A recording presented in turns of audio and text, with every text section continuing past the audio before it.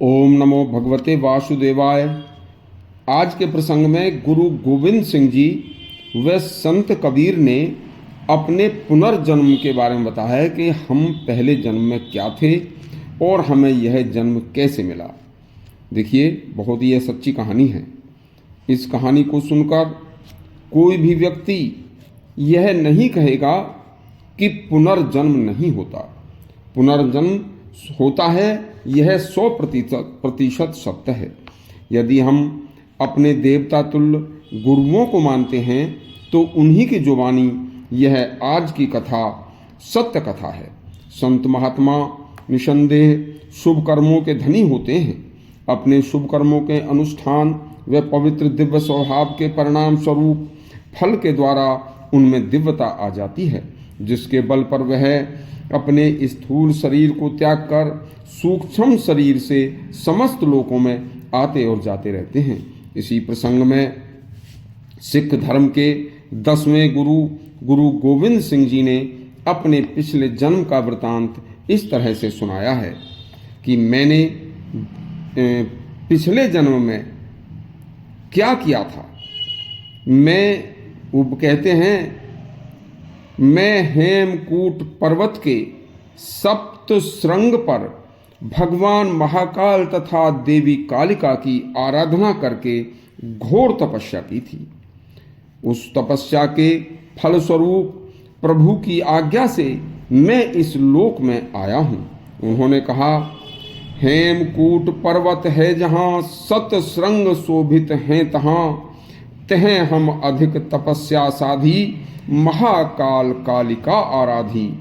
तप साधत हरि मोहि बुलायो, इम कही के इहि लोक पठायो।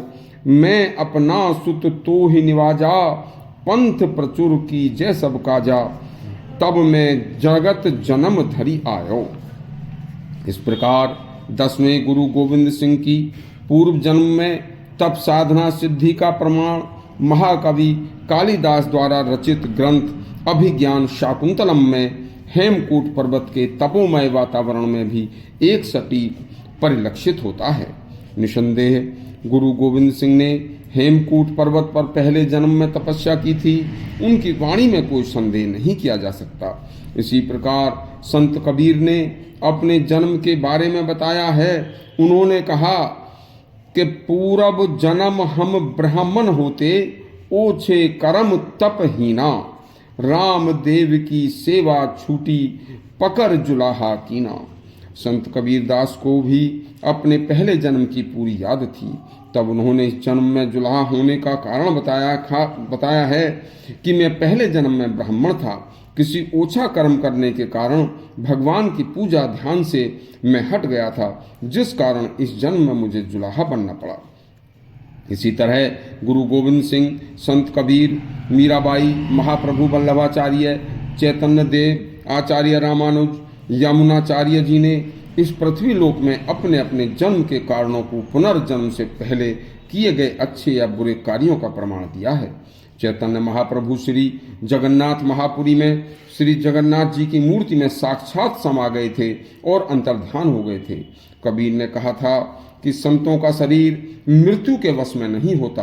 कबीर ने कहा था कि कल में सांचो भक्त कबीर, 5 तत्व ते देह न पाई, गस्यो न काल शरीर। तो तभी तो उनकी लाश के स्थान पर देह त्याग करने के बाद पार्थिव शरीर न मिलकर फूल मिले थे और सब अचंभित रह गए थे कि कबीरदास जी का मरा पड़ा हुआ शरीर कहाँ चला गया।